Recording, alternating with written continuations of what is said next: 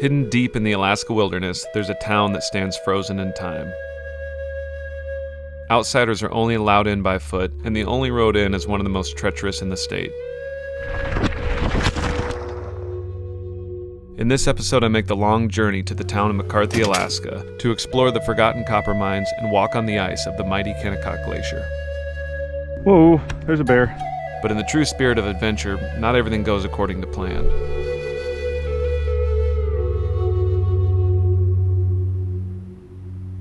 All right, well, we're on the road and off into the wilderness.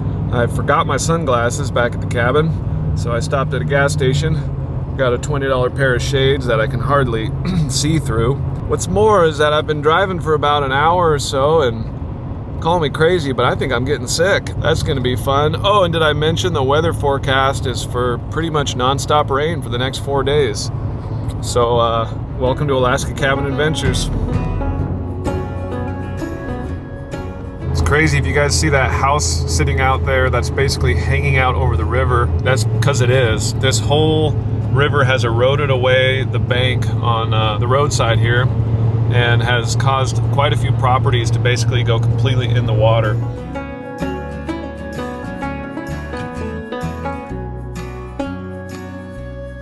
That there is the mighty Matanuska Glacier.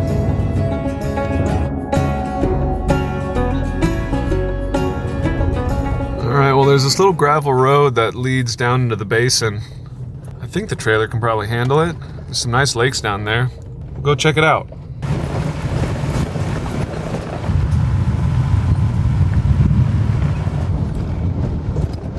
It's a pretty rough road. Well, I may have got myself into a little bit of a pickle here. I committed down this little gravel road, and I thought there'd be plenty of places to turn around down here, but I'm about to the end of the road, and there's nowhere to turn around, and the road is starting to go up this really steep little knoll. I have no idea if there's anywhere to turn around up there. All right, well, luckily right before this hill, there was this like little area I could back the cabin up into, but I just flew my drone up and over that ridge, and unfortunately there is some folks camping up there already, which I'm pretty surprised about. So anyway, this is not the spot to camp for the night. Too many people around here. So we're gonna get back on the road and keep driving and see what else we find.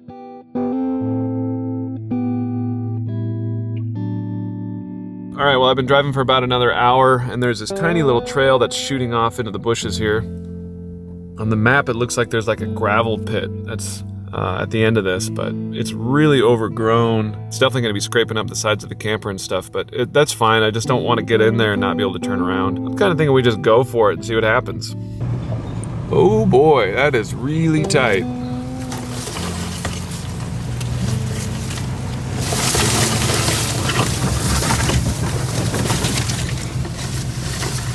I know some of you guys don't like scratching up your trucks, but me, I do not care.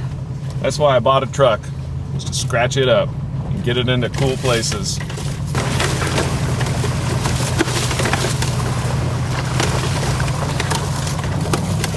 Looks like it's starting to open up here. Oh yeah, this could be cool. One of these days I'm going to commit down something that I can't get out of, and it's going to make for a very interesting episode. I'm gonna hop out and walk around a little bit and see what we got. Oh man, well this is perfect. What a cool little spot. Oh, you can see the mountains. How about that? Mountain view. There's even a lake down there.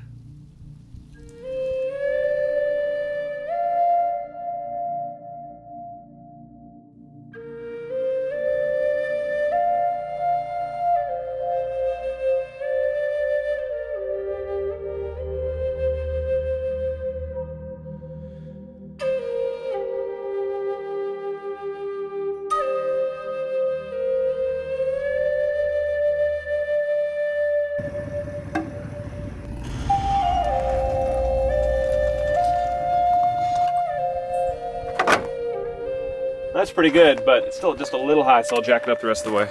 Mosquitoes are pretty bad here. There's not a lot of them, but they hit their target quick. I've gotten bit like a bunch just with the few that I have around. They are not messing around at all.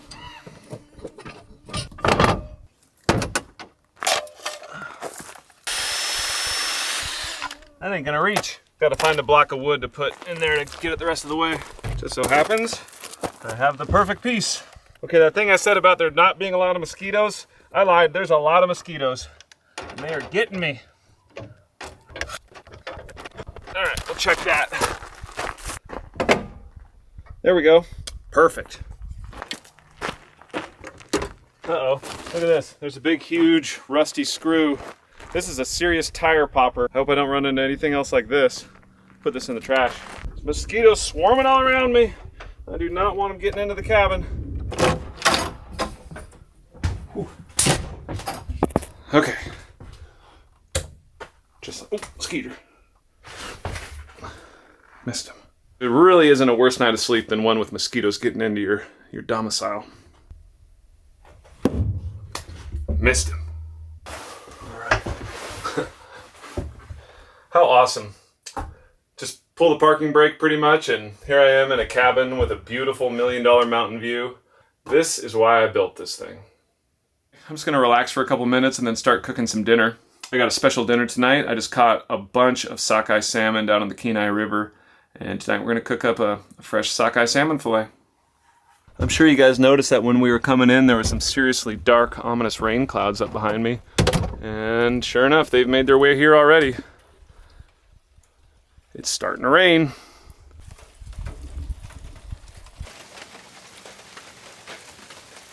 Nice thing about this rain though is that it put the mosquitoes down immediately. A little bit of a breeze and some rain, they're gone. I can sit on my porch and enjoy the view.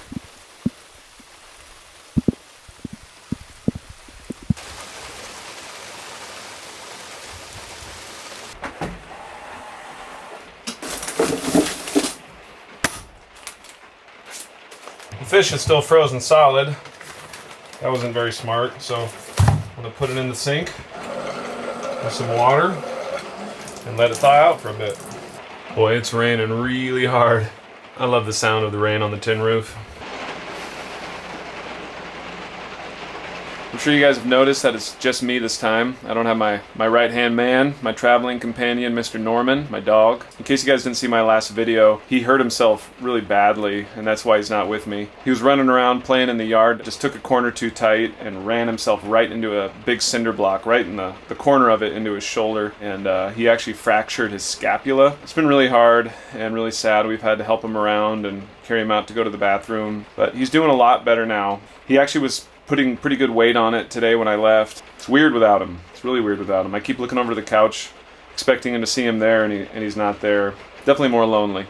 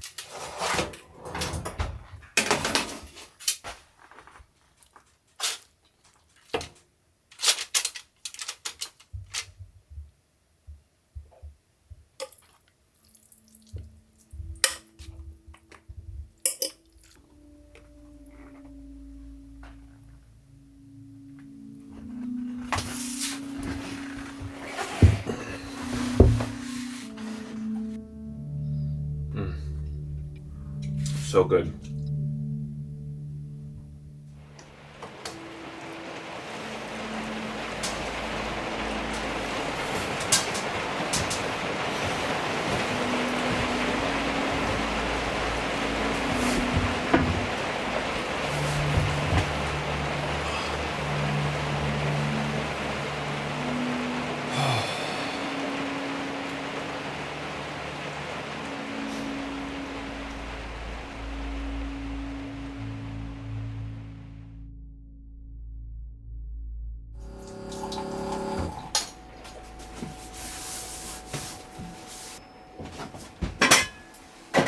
Alright, well, it's currently 71 degrees inside the cabin and 53 degrees outside the cabin.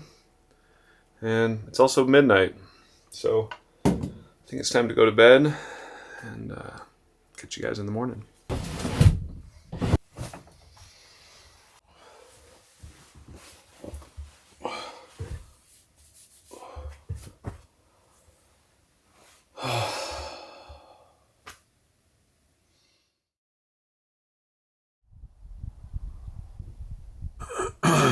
Good morning.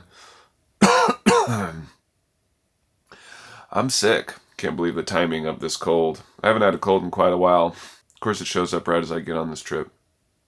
I've got some tea with me, and I even had a box of tissues in here, so I'm doing okay. I'm not going to let it hold me down. Not going to let a little cold ruin my trip. I'll tell you that right now.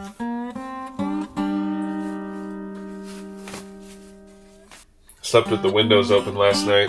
It's 66 degrees in here, and it got down to 53 last night. So, well-insulated cabin.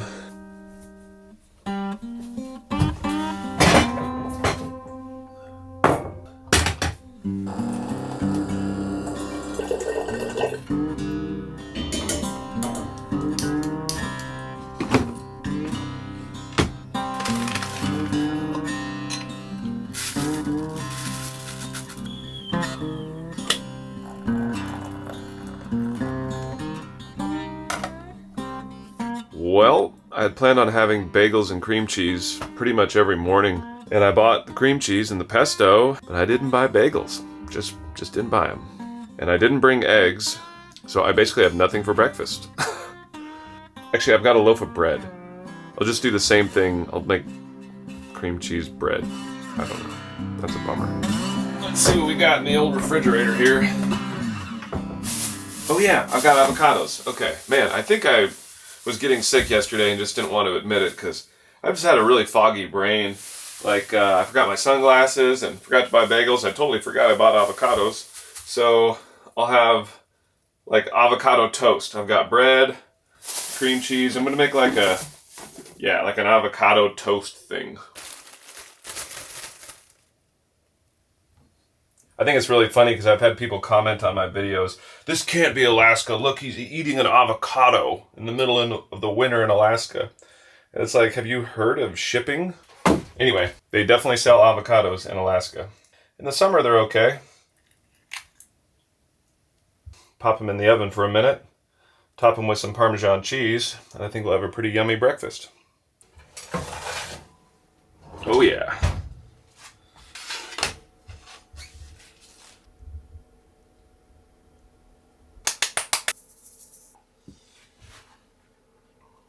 That's actually really good. I'm kind of glad I forgot the bagels. It's going to be a long and bumpy drive today. I'm about packed up. We're going to go hit the road.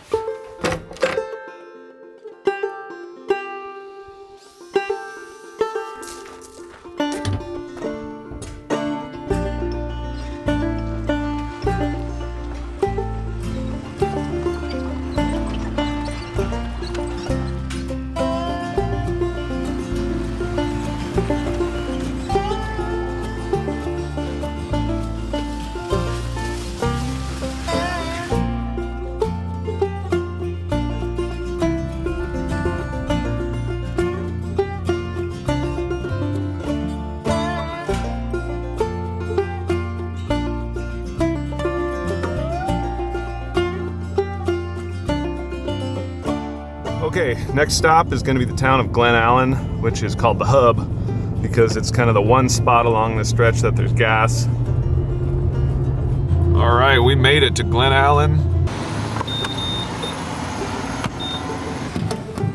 Man, that place was an absolute zoo. Happy to leave all this behind.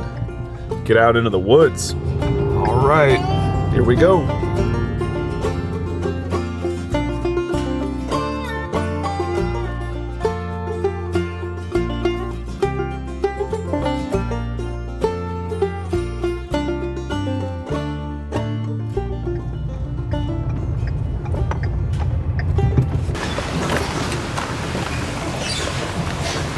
Pull off for a quick bathroom break here at Liberty Falls.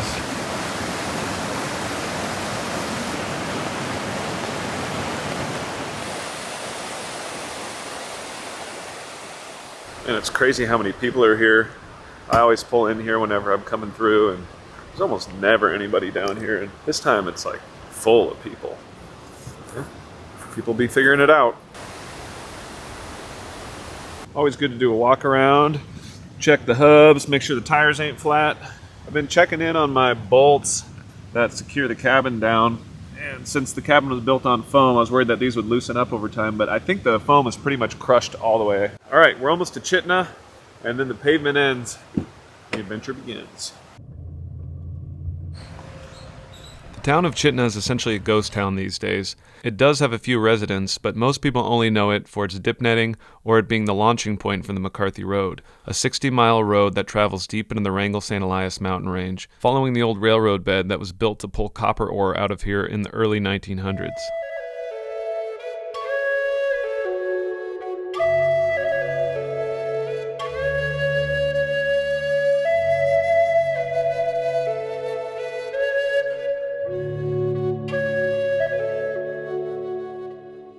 This road is notorious for flat tires, broken axles, and being stranded on the other side of mudslides for days on end. Just how rugged, remote, and isolated this area of Alaska is hard to comprehend until you go there. But if you ever decide to make the journey, I suggest you come prepared.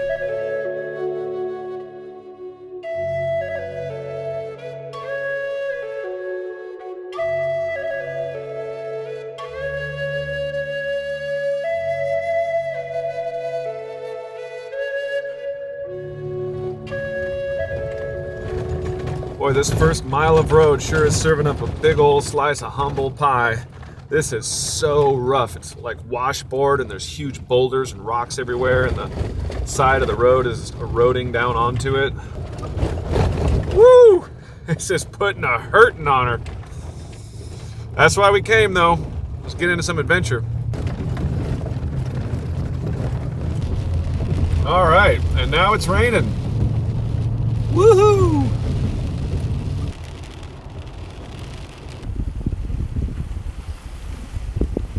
Guys got themselves a flat tire here. Y'all need a hand? You don't happen to have a jack, do you? A better jack. This rental van, the damn jack, the cotter pin that the actuator goes up and down on is missing. Yeah, I got jacks. Do you have something? I got lots of jacks. Yeah, you do? I got plugs too. You want to try to plug it? Do you know where the hole is? We heard it coming out. I haven't taken it off yet to find it. We could plug that thing instead of putting on the spare. Yeah, let's do it. Okay.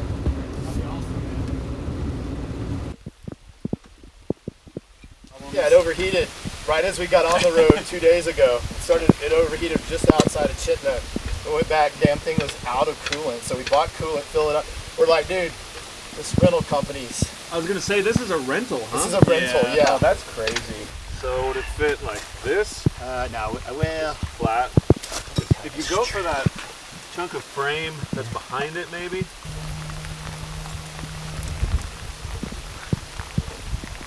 It looks like it's moving backwards. Yeah. Thanks for telling me. Is there an e-brake on this sucker? Is it in there? Yeah. Did you put on? What was it? Oh, it's just a hand. Oh. So the Tuscaloosa River Bridge that you just came over, Yeah. I suppose no one told you about throwing a rock off of it? No. If you don't stop and throw a rock off of it, you get a flat tire. Dude, it's like it's rocks legend. going out. Yeah.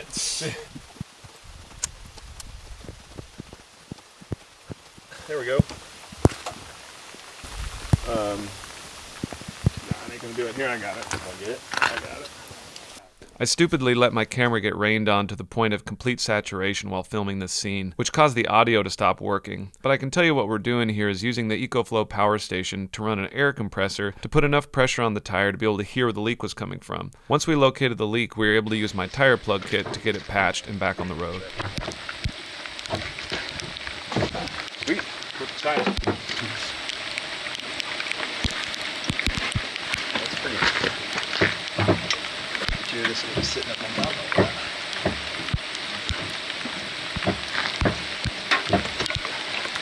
There we go. Okay, we got these guys plugged and get them back on the road. Okay.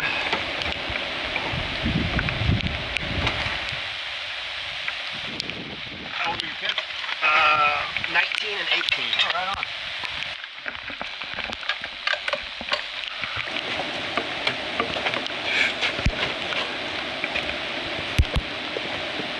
Let me give you my information for real, man. Yeah, if you ever make it down, or if you got an iPhone. You guys, I mean, you gotta take us to the bridge, dude. Get us on. Yeah, are you guys gonna really go back and do it? Yeah, I'm sure. Yeah. Cool, right on. All right, we got these guys back on the road. So I told these guys about the legend of the Glennallen Bridge where you gotta throw a rock off of it for good luck, otherwise you'll pop a tire. So they're turning around to do it. You're welcome. Good luck, guys. Right on. Too much fun. I love helping people with flat tires. I've done it so many times I can't even count. I always carry plugs and an air compressor, and I'll see people like getting ready to put their spare tire on, and I'm like, man, save your spare, let's plug that thing, pump it up. And that one just happened to be a really perfect spot for a plug, right on the top, not in the sidewall or nothing. So yeah, nice folks from North Carolina, and I need a break from driving anyway, so I am a little wet.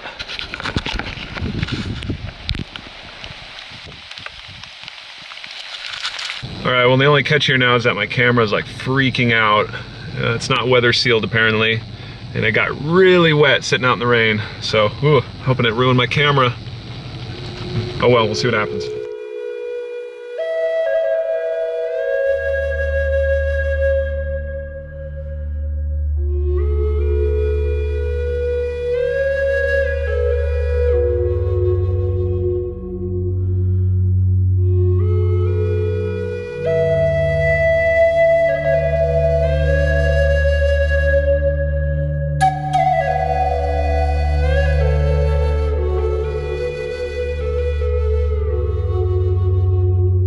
Soaking wet, but we're on the other side of the Glennallen River Bridge, and we threw our rock off for good luck.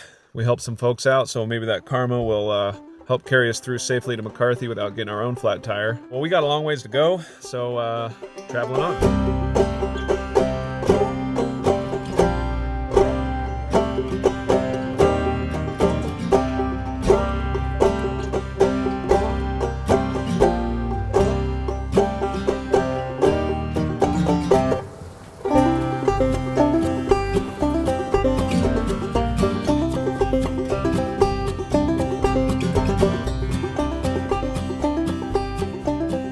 So you can see the old railroad trestle up there. Like I said, this all used to be a railroad back in the early 1900s when they were pulling copper ore out of here. And that's why the road was so notorious for making flat tires, was because there was old railroad spikes that would stick up out of the road, and every time you drove over one, you'd pop your tire. So it was like pretty standard that you would pop tires on this road. Over the years, they've found pretty much every single railroad spike and pulled them out, so it's significantly better than the legend used to have it, but obviously it's still a pretty flat tire prone road. I've been driving for probably over an hour and a half now, and I don't think I'm at the halfway point. It's been really, really rough going, and my camera has been soaking wet, so I haven't used it much or done much filming because I'm afraid that it was getting damaged, but it's starting to dry out now. What's misleading is there's these kind of straightaways that are nice and smooth, so you get some speed going, and all of a sudden, boom, there's like a crater. So you got to be really careful here.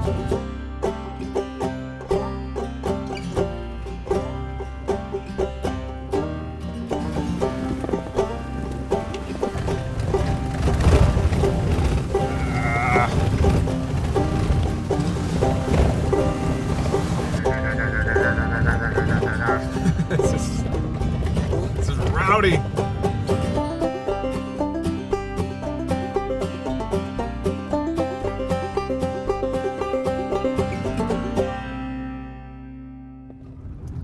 Now how about that? Blue skies ahead. The rain has stopped and the going's been pretty smooth for a while. I've actually gotten up to 35 miles an hour, which is hauling pretty good for the McCarthy Road. We're making progress. The weather's looking good. Things are looking up, huh, Norm? No, Norman. I miss my buddy. I miss my dog. I miss my wife. I miss my daughter. I'm not gonna lie, this whole traveling around by myself thing was a lot easier when I was a young man and didn't have people that I cared for so dearly in my life. So, oh wow, look.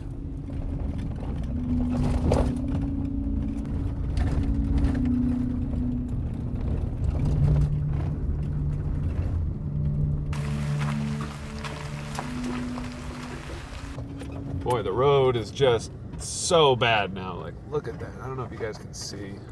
It's a huge mudslide came down right here.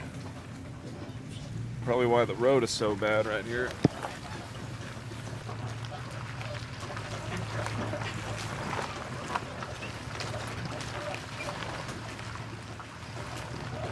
Ladies and gentlemen, we have arrived. All right, let's see if we can't find ourselves a spot to camp along the river here.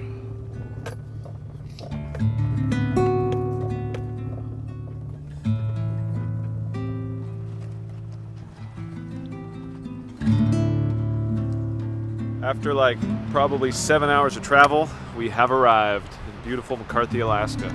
Now, the thing about McCarthy that's unique is that you can't actually drive into the town itself. There's only a footbridge that gets you across the river, and the locals like it that way. There is a bridge that you can drive across if you own property back there, and even then it's like they're pretty strict about it, and they do not let any kind of family or friends across that bridge with absolutely no exceptions. So having a car in McCarthy is pretty rare. But that's what makes the town so awesome. It's like an old west town. You see more people on horses and bikes than anything else. And then tomorrow we're gonna take off on a big adventure up into the mountains and see if we can't get into some trouble up there. So anyway.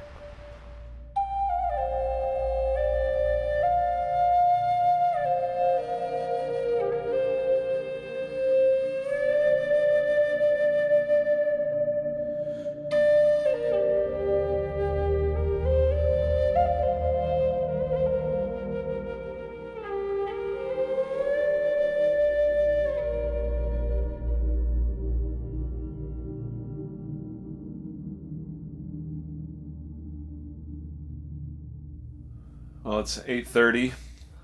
I'm just exhausted. It's probably because I'm sick. I think driving that road took out more of my energy than I thought, especially because after helping those guys with the flat tire, I was soaking wet. And I didn't change clothes. I just cranked up the heater in the car and tried to dry out. But I think it was kind of draining my energy. I'm actually too tired to even make dinner, so I'm just going to eat some snacks and climb in bed and call it a night. So it's 49 degrees outside right now and dropping pretty fast. So I might get a fire started in the wood stove, and I'll catch you guys in the morning.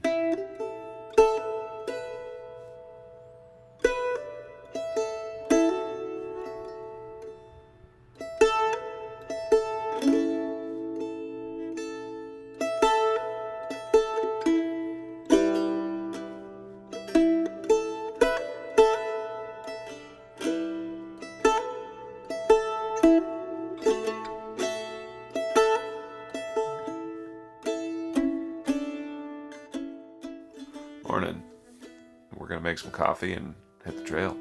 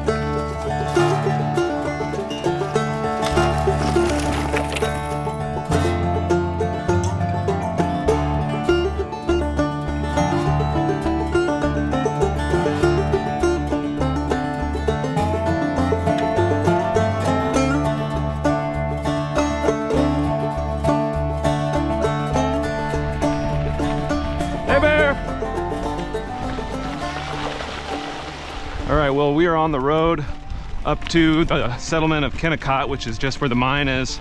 We skipped through McCarthy because I'm gonna take you guys through there on my way back. But we're gonna take this little old wagon road instead of the main road to get up to Kennicott. It's got some cool stuff along the way I wanna show you guys.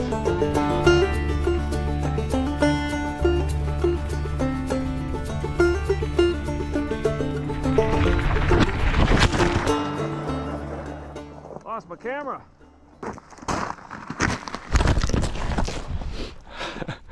little too bumpy coming down that hill. Okay, well, I'll take this opportunity to show you guys one of the coolest places in the world. Everything that you see in front of you might look like a gravel pit construction site, but it's all glacier. The ice is just covered with a layer of rock from all the mountain that it's ripped up with it along the way. And as we get farther up, we'll get to see the blue of the ice as well.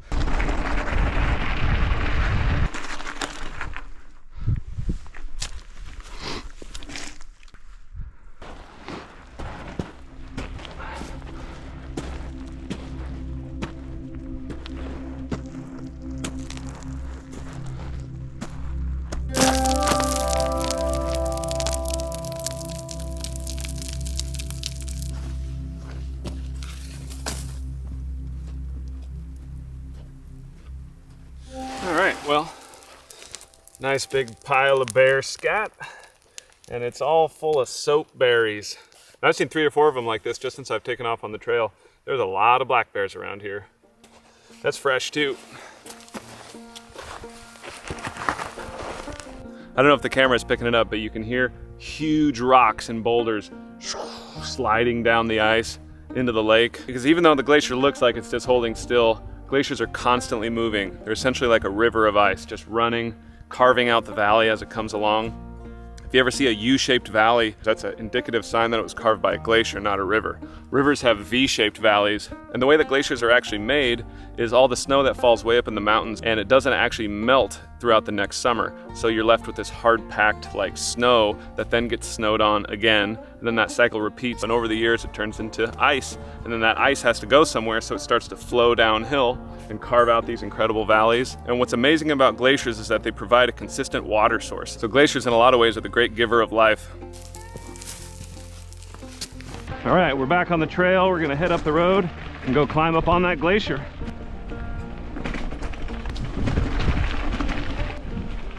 I want to show you guys something that absolutely blew my mind. This is an old cemetery from the mining era, which again was early 1900s, and it's a trip.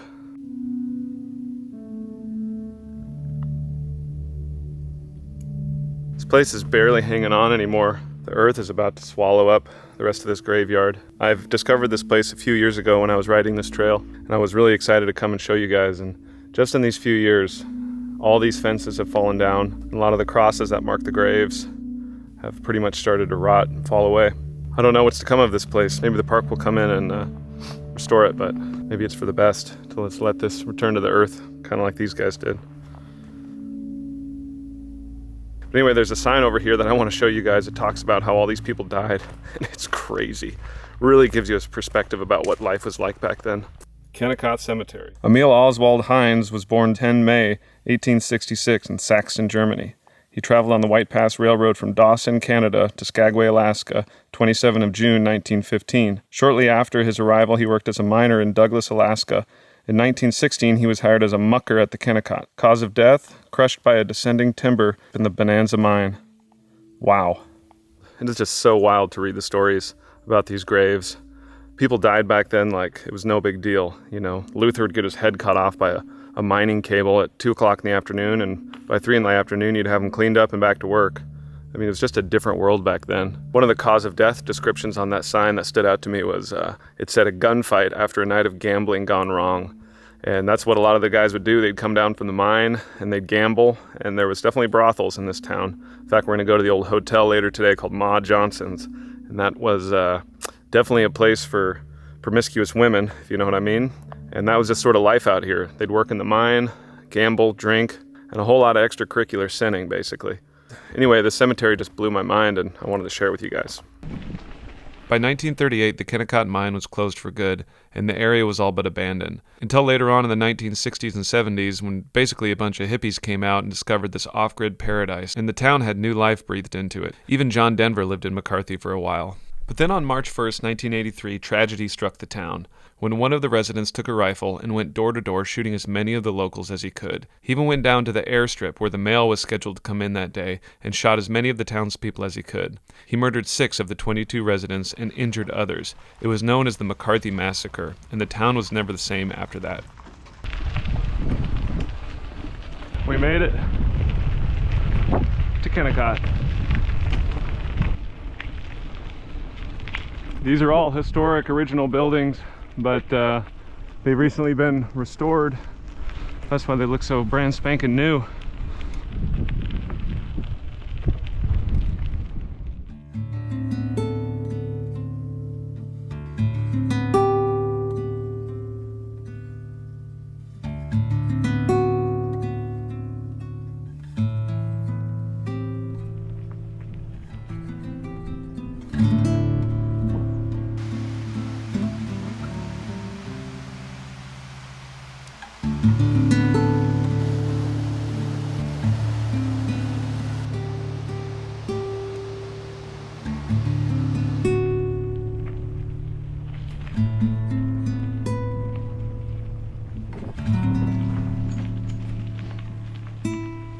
So from here, we're back on the trail that heads down to the glacier to see if we can go get on the ice.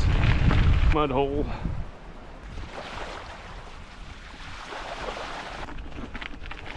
Whoa, there's a bear. There's a bear. Well guys, I just spotted a bear down off the side of the trail about 50 yards. Just behind that tree right now. At first glance, this appeared to be a grizzly bear due to its brown color. But I realized quickly that it was actually what's called a cinnamon black bear, which is a brown-colored black bear. You can tell a black bear from a grizzly because there's a distinctive hump on the back of a grizzly's neck. And they also have a bigger, more square head.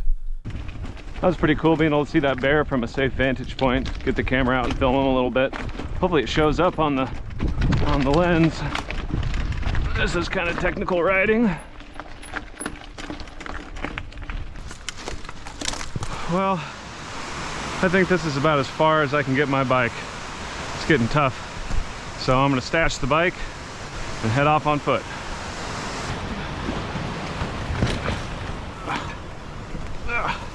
Okay. Well, here's to hoping no one steals my bike.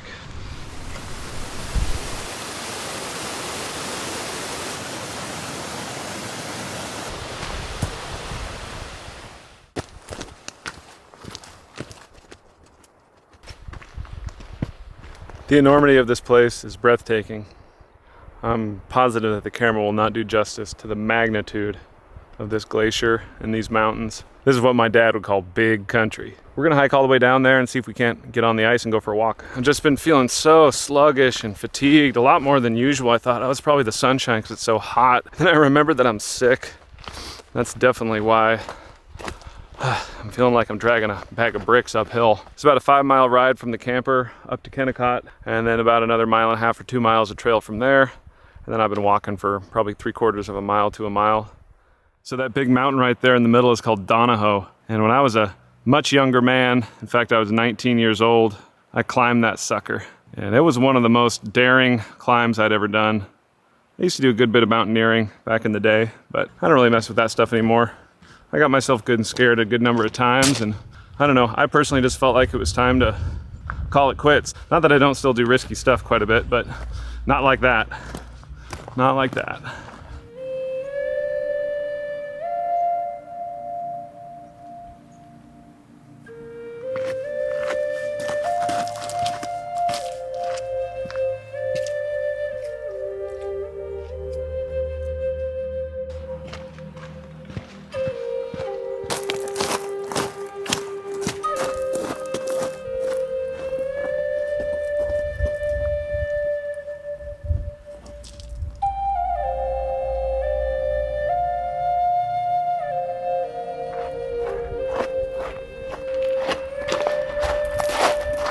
It is.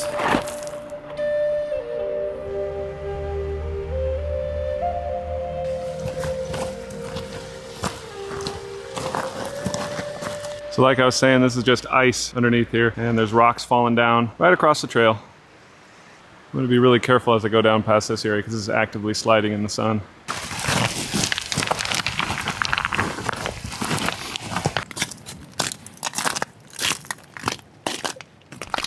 Okay, we are officially on the glacier. This is awesome. Oh, and it feels great. It's nice and cool.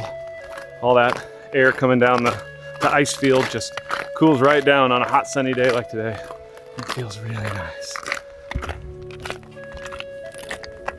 Glacier is nice and dirty right here, which means I can walk on it without crampons. which are like the spikes that you hook on your shoes, you know. I'm not sure if we'll be able to keep going very far. It might get too slick to be safe without cleats.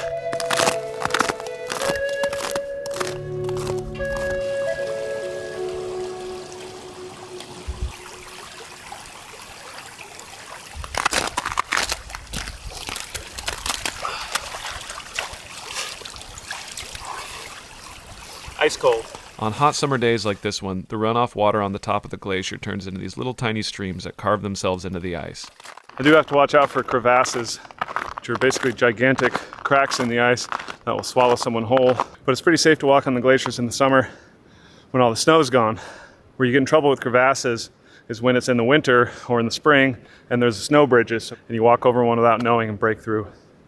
But right now I'm standing on just solid ice. All right, well, the ice is starting to get a lot more slick through here. It's kind of sketching me out because if I go down that way, I'm dead. So I'm gonna just really take my time. Nice and slow.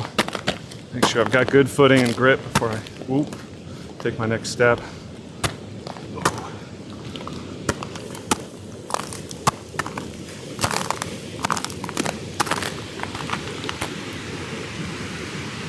So what I don't want to do is fall down there. All right, made it up off of that little catchy little ridge.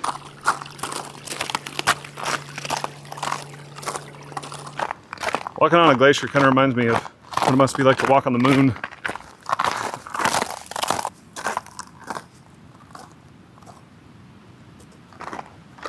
Wow, this is incredible.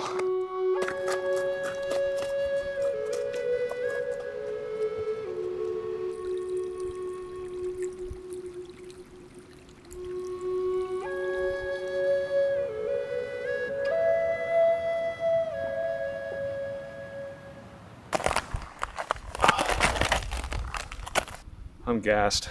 Doing this kind of strenuous activity when you're sick. It's really proving harder than I thought it was going to be. All right, well, I'm going to drink me some fresh glacier water and then make the long journey back to the camper.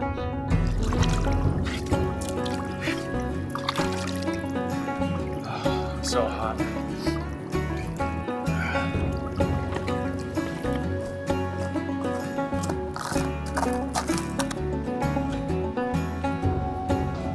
Well, I just looked behind me and those are some nasty looking rain clouds coming in. I did not see those coming and I did not bring a raincoat because I was arrogant and the weather looked perfect. This could be a wet return. All right, so to give you guys some perspective, way off over there, way at the very tip of the horizon there is Kennicott, where all the red buildings were. And then all the way down and around behind the edge of this glacier is where McCarthy is. And that's where we started today. Then we came all the way up to Kennicott, then down across this trail, cut down over there, came up the ice. And look at those ominous clouds. Boy, I'm getting out of here. I do not want to get soaking wet on top of being exhausted and sick. So, time to go home. Gotta walk pretty carefully on this stuff, it's slick.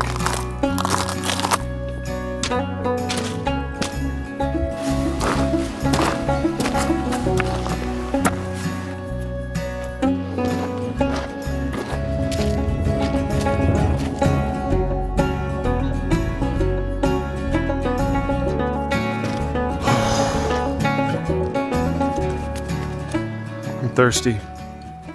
I didn't bring enough water. I drank all my water, then I drank a bunch of glacier water, but now I'm just parched, my lips are dry. I'm starting to get a headache. I got a really long ways before I'm back too. Probably gonna drink out of a stream, even though you're not supposed to. You run the risk of getting giardia or something like that, which I've had before. I'm gonna need it. I'm gonna need some water. I don't feel well. Probably wasn't a good idea to go on a huge physical excursion when I was sick, but I just wanted to make this video for you guys so bad that I went for it anyway. But it's all good, I'll be all right.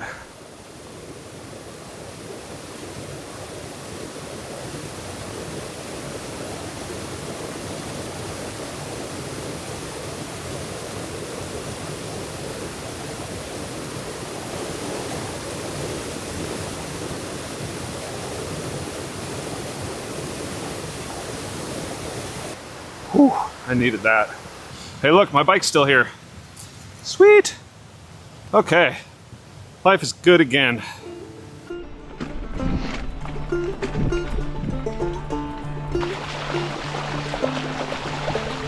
Well, it's starting to rain. Looks like I might be getting wet.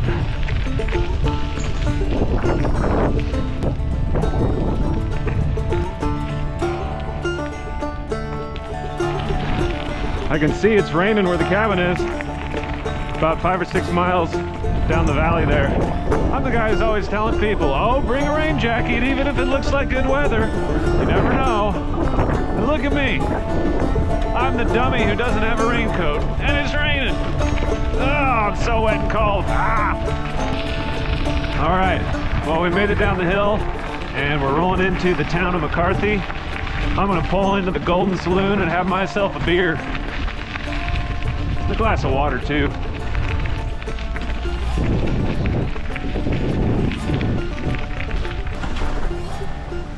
Welcome to McCarthy.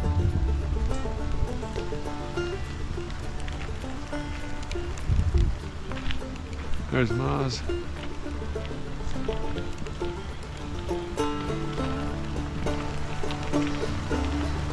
Put my bike under the cover here. Going across the street to get a beer.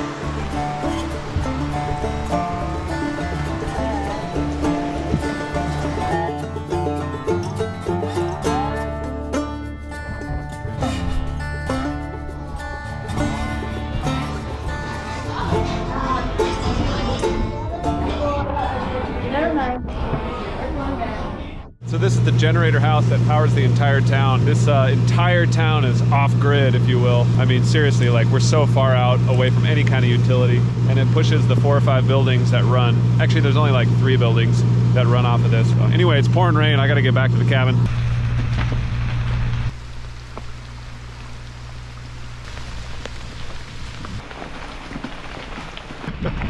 I should have brought a rain jacket and rain pants.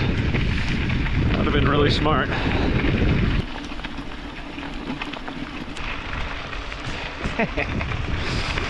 Guys, don't forget that all the music in my videos is original. Me and my friend Forrest Wilson write it all and we record it. And it's for sale on my website at alaskacabinadventures.com. You guys can download the albums. I've also got merchandise on there. If you guys are feeling generous, the best way to donate to the channel is also on my website. There's a virtual tip jar in there. So that's the word.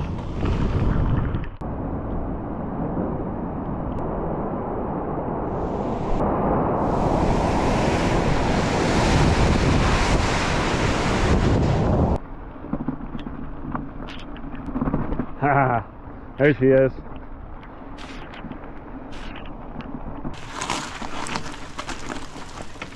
I've gotten just soaked head to toe twice on this trip already. I'm absolutely soaked. Oh boy. All right, well, it's time to hunker down.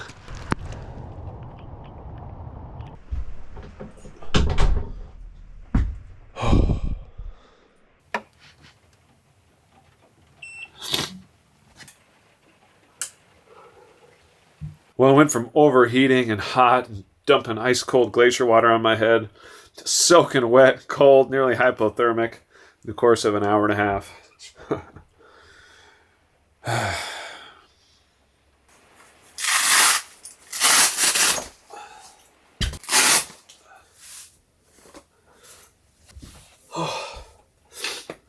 Okay. Well, I've just been laying around for the last couple hours drying out. I just don't feel good. I'm afraid this trip is going to get cut short. I was starting to feel better, and then I went on that big adventure, and I just feel sick again. I don't have any energy. I don't have an appetite. I was going to cook a big buffalo dinner and film it, but I just don't have any energy. Throat's starting to hurt again. See how I feel in the morning, but I have a feeling the thing to do is going to be to pack up and head home early. Anyway, sorry guys.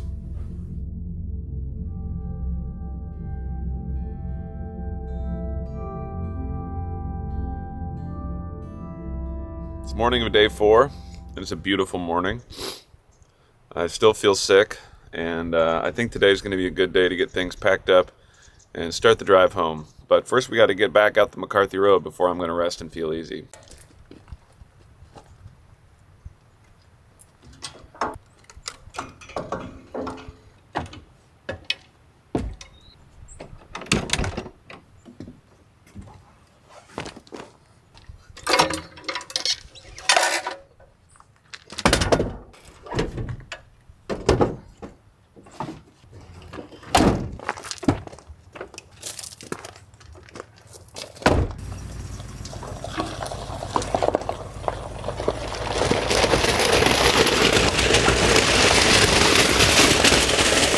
we're starting the long journey back out of here. Hopefully everything goes well, no flat tires. I did just realize that my gas meter is at exactly halfway, and the last gas station that we stopped at is also the nearest gas station. So hopefully we can make it back.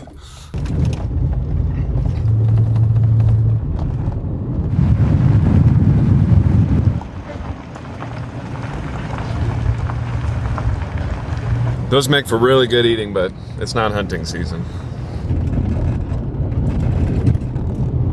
Okay, making good progress. Made it to the Tuscaloosa River Bridge, so you know what that means. We got to get ourselves a nice big rock and chuck it off to make sure we don't end up with a flat tire like those guys did a couple days ago.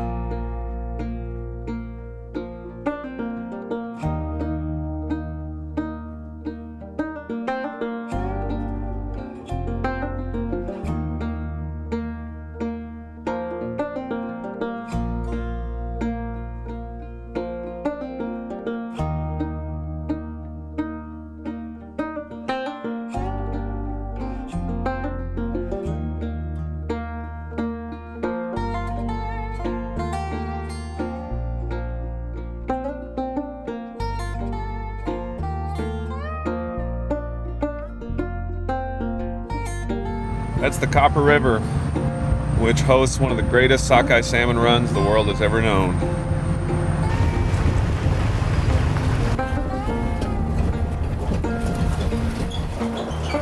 Well, there you have it. We successfully traversed the McCarthy Road back and forth with no flat tires, no broken axles, and the camper still seems to be holding on pretty well.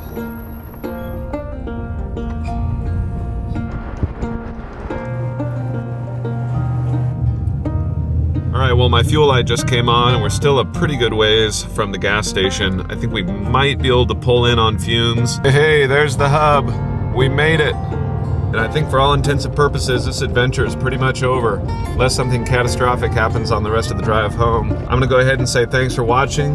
Remind you to check out my website, and I'll see you all on the next episode of Alaska Cabin Adventures.